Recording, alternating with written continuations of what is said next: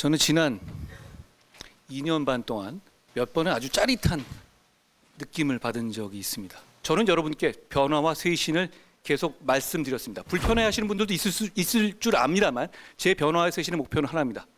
무도한 정권을 막아내고 이 나라를 지키는 겁니다. 그러기 위해서 변화와 쇄신하자는 겁니다. 대통령께서도 지난 담화에서 부족하다고 생각하시는 분들 많을지 모르지만 변화와 쇄신을 말씀하셨습니다. 우리가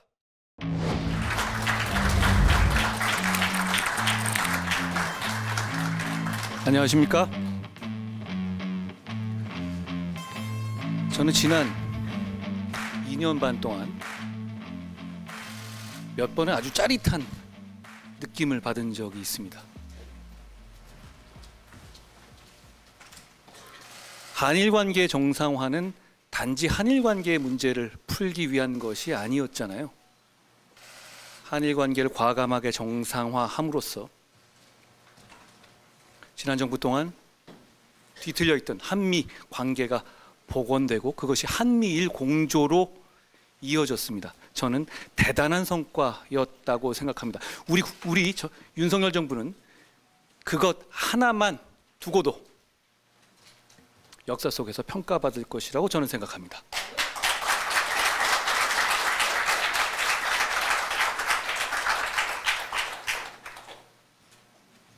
그 결과가 지금 세계가 여러 가지 불안의 눈길로 보내고 있는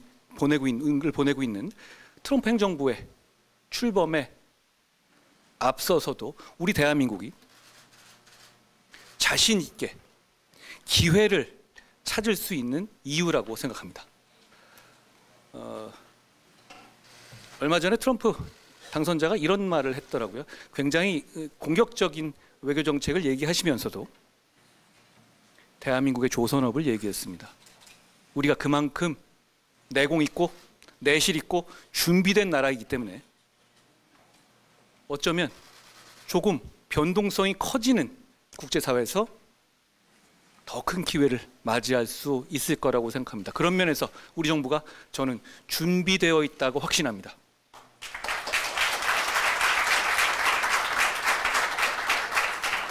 또 하나의 장면이 있었습니다. 제가 법무장관으로 근무할 때였는데요. 화물연대에 매년 연례 행사처럼 있었던 불법 파업이 있었습니다. 지금까지 어떤 정부도 거기에 대해서 법을 정면으로 끝까지 집행하면서 맞선 적은 없었습니다. 대개 상황론에 막혀서 그 치킨 가게 앞에서 물러서고는 말았죠. 그런데 그때는 위기를 벗어났을지 몰라도 사실 그런 법 집행은 이 대한민국이라는 선진국에 큰 상처를 남겼고 점점 곪게 만들어 왔습니다. 그런데 우리 정부는 그 문제를 돌아가지 않았습니다. 그래서 그 문제를 법으로, 정서가 아닌 법으로 해결했습니다. 저는 대단한 업적입니다. 제가 평생 법 집행의 영역에서 직업에 있었기 때문에 그것이 얼마나 어려운 문제인지를 누구보다 잘 압니다. 저는 정말 놀랐습니다. 저희가 그걸 해냈다는 점에서 역시 저희는 역사적 평가를 받을 것이다 라고 생각합니다. 그리고 얼마 전 저희가 체코 원전에서 큰 쾌거를 얻어냈죠. 결국 그건 갑자기 이루어진 것이 아니라 지난 2년 반 동안 우리 정부가 몰락하고 버려졌던 원전 산업의 생태계를 조직적으로 그리고 충분히 신모, 원료를 통해서 되살려냈기 때문에 가능한 겁니다. 그리고 지금 AI 시대가 벌어지고 있지 않습니까? AI 시대에 저는 어떻게든 우리나라가 손가락 얹어야 발전의 가능성이 있다고 생각합니다. 그런데 그러기 위한 바탕은 뭡니까? 전력입니다. 전력을 확충하는 것만이 AI 시대를 대비할 수 있는 핵심입니다. 그걸 안 해서는 AI 시대에 대비할 수 없습니다. 그런데 그 핵심이 뭡니까? 원자력입니다. 그 원자력을 우리 정부가 되살려냈습니다. 저는 AI 시대에 우리가 거기서 성공해낸다면 우리 정부가 지난 2년 반 동안 원전 생태계를 살려낸 것이 가장 큰 기여를 한 것이다라고 기억될 것이라고 확신합니다.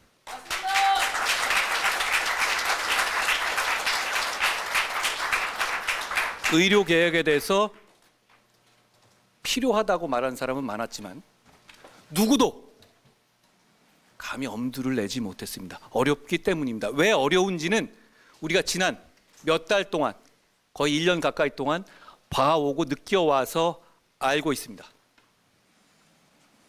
그 과정에서 시행착오도 있었습니다. 국민들이 불안하시기도 했죠. 그렇지만 우리는 오늘 정부와 당이 주도해서 여야 의정 협의체를 가동하기 시작했습니다.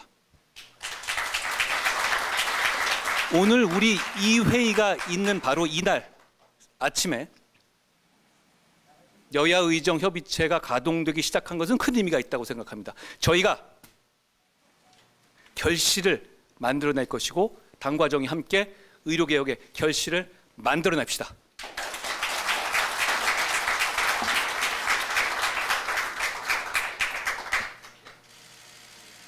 비판하는 지점도 많이 있는 것을 알고 있습니다. 그렇지만 당은 민심을 따라서 변화와 쇄신함으로써 정부가 성공한 정부로 남을 수 있도록 뒷받침할 겁니다.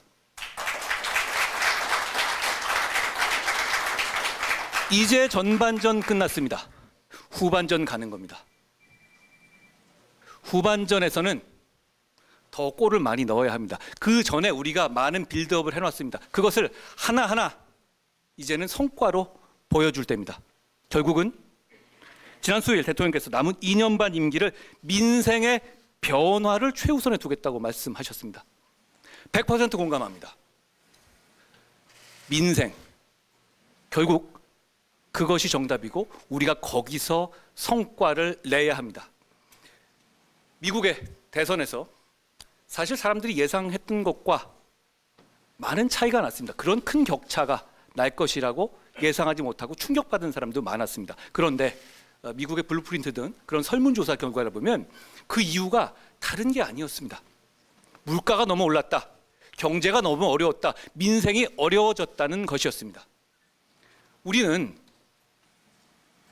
선동과 범죄 세력을 막아야 될 역사적인 임무를 같이 나누고 있는 사람들입니다. 그러기 위해서는 반드시 정권 재창출이 돼야 합니다.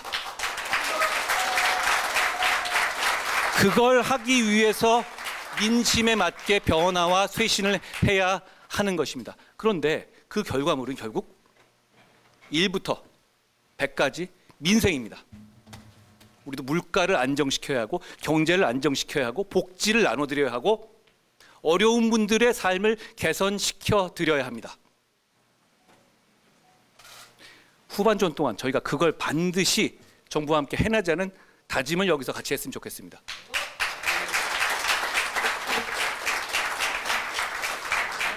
결국은 우리가 이제 어떤 평가를 받고 정권을 재창출하고 무도한 정권의 출현을 막을 수 있을 것인지는 이 후반전을 어떻게 해내느냐에 달려 있습니다. 저는 여러분께 변화와 쇄신을 계속 말씀드렸습니다. 불편해하시는 분들도 있을 줄 압니다만 제 변화와 쇄신의 목표는 하나입니다. 무도한 정권을 막아내고 이 나라를 지키는 겁니다. 그러기 위해서 변화와 쇄신하자는 겁니다. 대통령께서도 지난 담화에서 뭐 부족하다고 생각하시는 분들 많을지 모르지만 변화와 쇄신을 말씀하셨습니다. 우리가 집권 여당으로서 당당하게 변화와 쇄신을 얘기하고 그걸 실천합시다. 정부와 함께 실천하고 정부를 필요할 땐 응원하고 필요할 땐 비판하지만 결국 정부와 함께 변화와 쇄신으로 나가서 남은 2년 반 승리의 길로 함께 나가자는 말씀을 드립니다. 제가 앞장서겠습니다. 고맙습니다.